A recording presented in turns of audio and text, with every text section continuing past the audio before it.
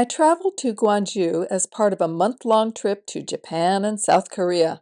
This video is a travel diary of my 24 hours in Gyeongju and will include 6 things to do if you plan to visit. I will apologize in advance for my poor Korean pronunciation. I traveled by train from Seoul and stopped in Gyeongju on my way to Busan. Gyeongju was a breath of fresh air after Seoul since it is a peaceful resort community. Central to the town is Lake Bomun, a very large man-made lake, which takes a couple of hours to circumnavigate. It was refreshing to have some quiet and green surroundings after visiting so many crowded cities during my previous few weeks of travel. I arrived in the late afternoon and stayed in a hotel by the lake. I spent my evening enjoying a walk around the shore. I didn't go too far, but from what I understand, you can walk around the entire lake. It was a lovely walkway through trees with views of the lake. A short distance from my hotel, I discovered this wonderful amphitheater sitting right next to the shore. There was no performance scheduled, but I assume it is a fabulous place to enjoy entertainment and scenery at the same time. I was lucky to catch the sunset there. The next day, I had a full-day tour of Gyeongju with a lovely guide. She was very passionate about South Korea and had in-depth knowledge and answers to all my questions. Our first stop was the Seokguram Grotto, which is part of the Bulguksa Temple complex in Gyeongju. We had to hike through a hilly and lush area to get to it. From the pinnacle, you had a bird's-eye view through the treetops to the mountains beyond. I enjoyed both the hike and scenery. The grotto was very interesting in terms of its construction. On the way there, the guide had showed me a video on her laptop so I could appreciate the elaborate stone and earthwork. However, we were not allowed to take pictures of the remarkable Buddha and grotto. I was able to pull this image from the internet to give you an idea. There were other buildings around the grounds that were beautifully painted places of worship. It was Buddha's birthday recently, so there were many lanterns and streamers hung throughout the grounds. We then drove back down the winding road and headed for the Bulguksa Temple, which is a huge complex with multiple buildings. The first sight you see once you enter the compound is a small, pretty pond with a waterfall and serene spots for reflection. There were many wood carvings and sculptures lining the entry. Similar to the grotto, the temple had a main building surrounded by auxiliary buildings.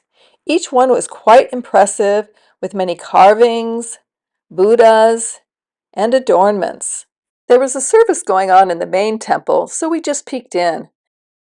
We were able to enter another, which had 2 gorgeous gold creations that were utterly brilliant. We spent quite a bit of time wandering through the intricately painted buildings. There is a golden pig in front of the temple. It is said that those who touch it will be lucky and blessed with good fortune. Here are some more pictures of the temple grounds.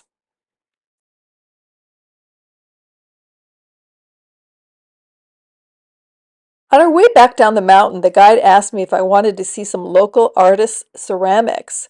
I jumped at the chance to see local artwork and handicrafts, so she took me to the Gyeongju Folk Craft Village.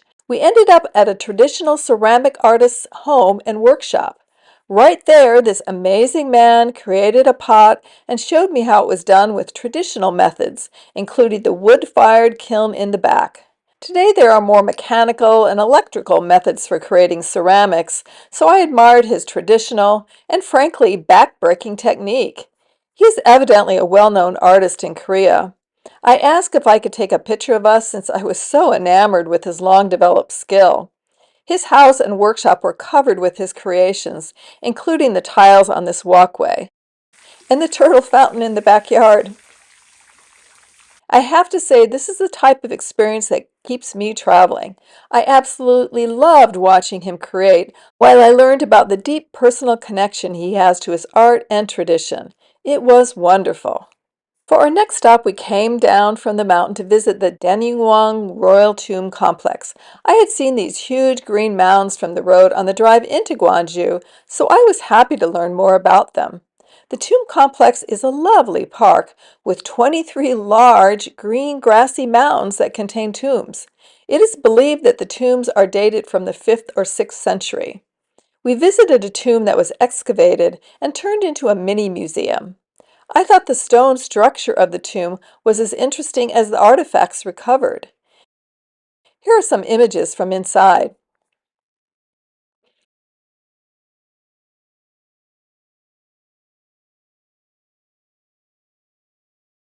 After visiting the tomb, we wandered for a short time around the park complex. There were some beautiful trees, a bamboo grove, and an ideal place for photography within the mounds. There was a bit of a line to get your picture taken here.